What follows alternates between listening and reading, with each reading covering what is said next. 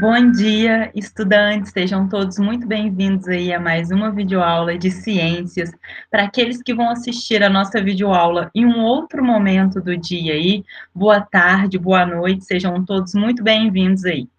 Bom, como vocês sabem, toda quinta-feira é dia de videoaula de ciências, e antes de começar a nossa videoaula de hoje, eu espero, né, eu peço para que vocês estejam aí com material de ciências em mãos, então caderno, material que vocês utilizam para fazer as anotações. Quem tiver o PET impresso, deixa ele aí, porque no final dessa videoaula você vai utilizar ele. Se você não tem o PET impresso, já deixa ele aberto aí, né, em PDF, no seu computador, no seu celular, no seu tablet aí, porque vocês vão precisar consultar esse material no final da nossa videoaula, tá bem? Bom, vou compartilhar a minha tela aqui para a gente iniciar a videoaula de hoje, e vocês sabem, eu sempre peço para a gente começar fazendo o quê, gente? Colocando a data. Então, coloquem aí no caderno de vocês a data de hoje. Hoje é 19/10/2020. Essa é a nossa aula número 25. Nós estamos trabalhando o PET 6, terceira semana, tá? É muito importante que vocês coloquem a data e o título da videoaula, porque isso já vai servir de título do resumo que eu peço para vocês fazerem sempre no final da nossa videoaula. É um pequeno resumo para falar aí, para você relatar no seu caderno o que você aprendeu com a videoaula de hoje. Tá? Então, é uma forma também do caderno de vocês ficarem aí organizado e completo. É só vocês verificarem aí as quintas-feiras do ano aí, né? Todas as quintas-feiras que nós tivemos aí, e o número de aulas que nós tivemos até agora, que são 25 aulas, tá bem? Bom, hoje nós vamos continuar estudando aí os circuitos elétricos. Vocês lembram que na aula passada, né, na verdade, nas duas aulas de semana passada, nós começamos a estudar aí sobre eletricidade e circuitos elétricos.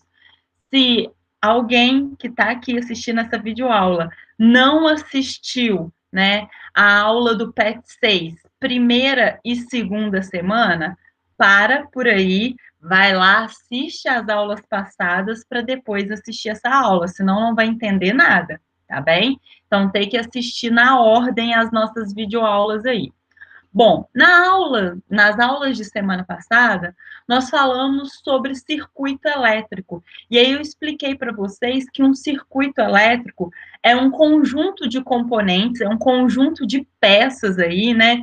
Tem um fio condutor, tem uma chave que liga e desliga aí, né? O circuito, tem aí um gerador de energia, né?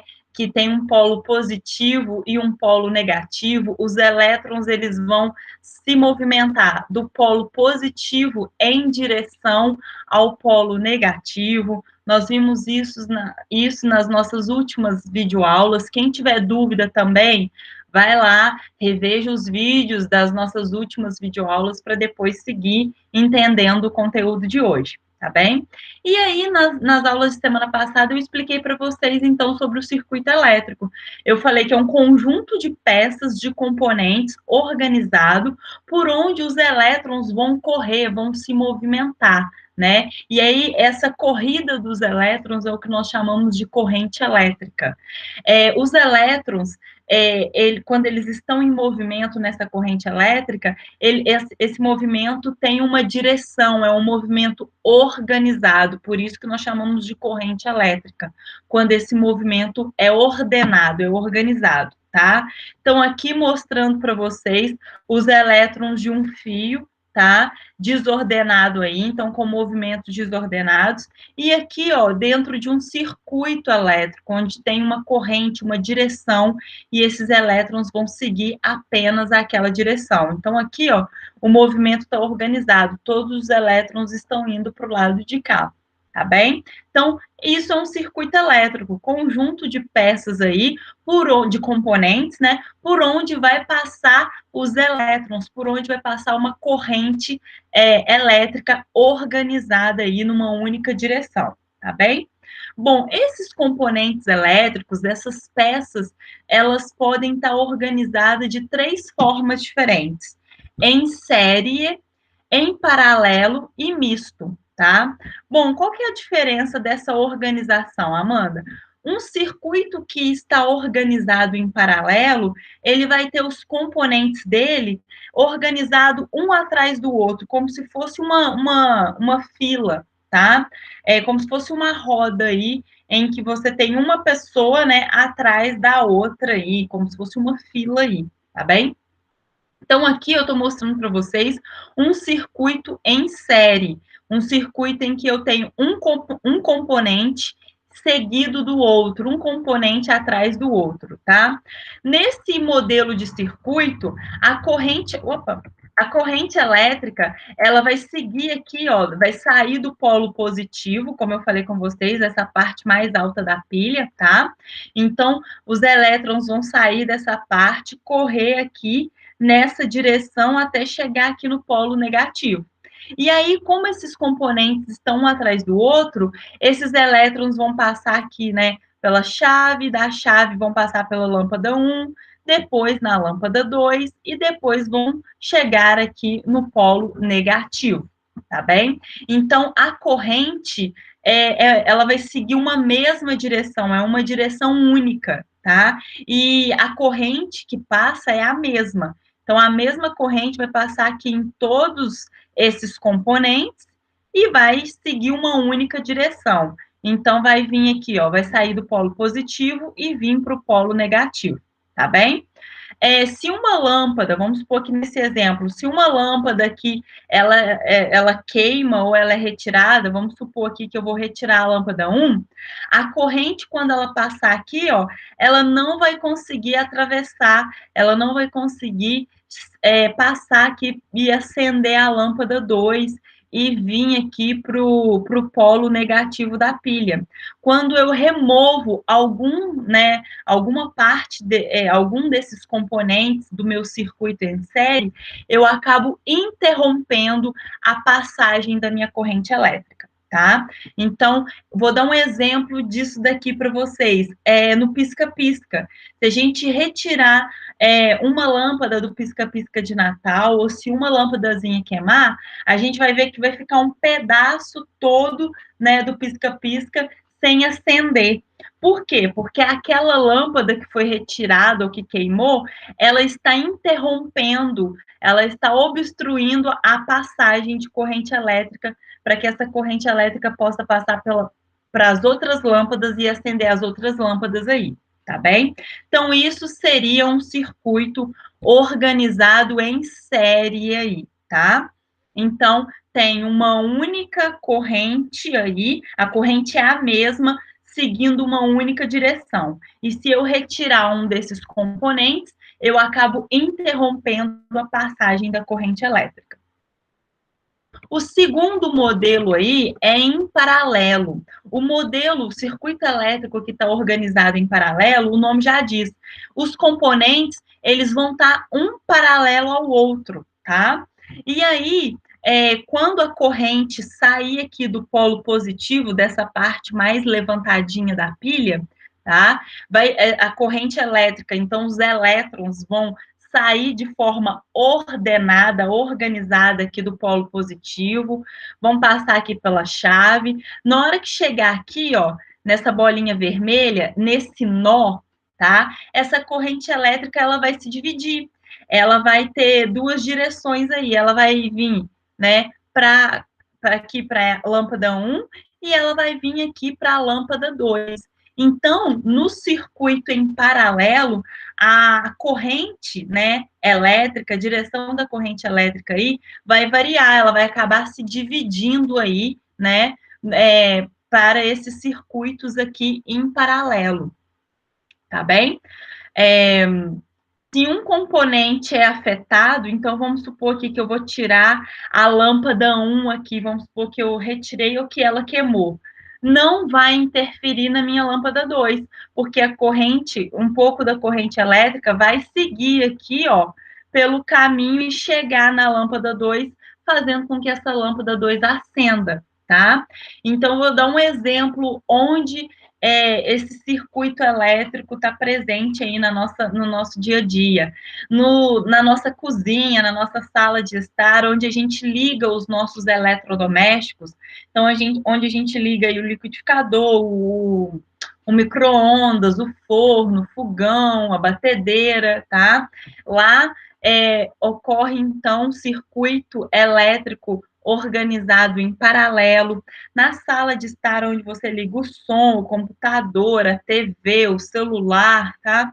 Ele também está organizado em paralelo aí. E aí, o que é interessante para vocês diferenciarem é que aqui, ó, eu vou ter uma corrente elétrica que passa pelo circuito, mas ela vai variar aí de acordo com a resistência de cada componente do circuito, porque vai vir um pouco de corrente elétrica para cá e um pouco de corrente elétrica para lá. Então, corrente elétrica, ela vai se dividir, ela vai ter mais caminhos aí, tá bem? E aí, se eu remover um desses componentes, eu não afeto os demais não vão desligar, eles vão continuar funcionando. Por isso que é muito importante que a maioria aí dos circuitos elétricos da nossa residência ou do local do nosso trabalho esteja organizado em paralelo, porque se ocorrer, né, alguma falha de um aqui, não vai interferir nos outros aí, tá bem? Bom, e a última forma de organizar os circuitos elétricos é de forma mista, tá? O nome já diz, misto significa que eu vou ter componentes elétricos ligados em série, um atrás do outro, e se eu remover um, vai interferir, né? A corrente elétrica vai ser interrompida e não vai chegar no que está atrás e não vai ligar, no caso do pisca-pisca que eu falei com vocês. E eu também vou ter componentes ligados em paralelo, cuja, se houver alguma, retirar a lâmpada queimar, tiver alguma interferência, não vai comprometer os outros componentes aí. Então, aqui um exemplo para vocês. A gente tem aqui a nossa pilha, o polo positivo, ó, mais aqui levantadinho, aqui, protuso. É daqui que vai sair os elétrons, né, do polo positivo. Eles vão correr em direção ao polo negativo. Quando chega aqui nesse nó, a corrente elétrica vai ser dividida, porque eu tenho aqui um circuito em paralelo. Eu tenho componentes aqui em cima e componentes aqui embaixo, tá?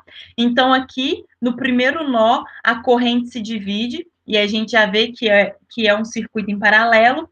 E aqui em cima, quando a corrente está passando por essa lâmpada, a gente vai ver que logo em seguida tem uma outra lâmpada. Então, aqui em cima, a gente tem um circuito organizado em série, tá? Então, é um circuito misto. Além de eu ter um circuito em paralelo, aqui só na parte de cima, por eu ter uma coisa atrás da outra, eu tenho aqui na parte de cima um circuito aqui em série, tá bem? Então, isso seria um circuito misto. Eu tenho um circuito paralelo e um circuito em série aí, tá bem? Bom, o que é um curto-circuito? Um curto-circuito é quando a corrente elétrica que está passando lá no fio ou lá na resistência, ela está acima do normal. Então, está passando muitos elétrons aí de forma organizada, né, correndo em uma única direção, mas essa corrente elétrica está muito alta. E aí, o que acontece? Esse fio ou essa resistência por onde os elétrons estão correndo, estão passando, ele não é capaz de segurar, de conter a energia. E aí, o excesso, a energia que está a mais, ela acaba sendo transformada, convertida em energia térmica, em calor.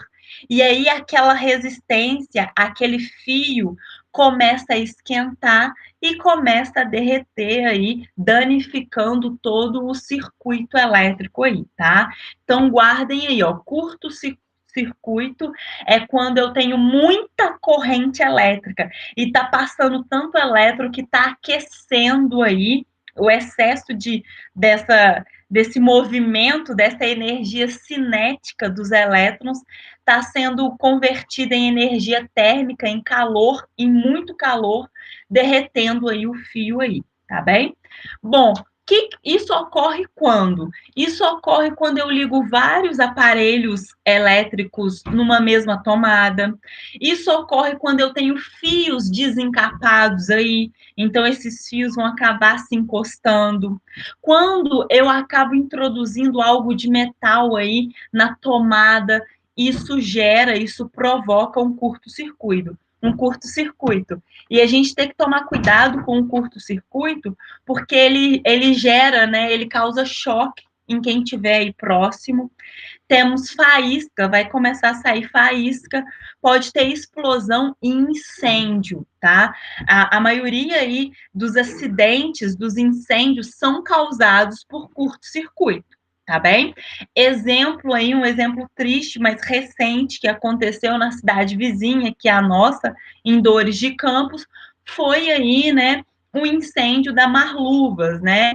Eles desconfiam, né? Tem aí um estudo, uma perícia que é feita, mas o incêndio da Marluvas, tudo caminha para que a causa daquele incêndio foi um curto-circuito. Então, foi causado aí devido esse problema aí na parte elétrica da fábrica aí, da Marluvas.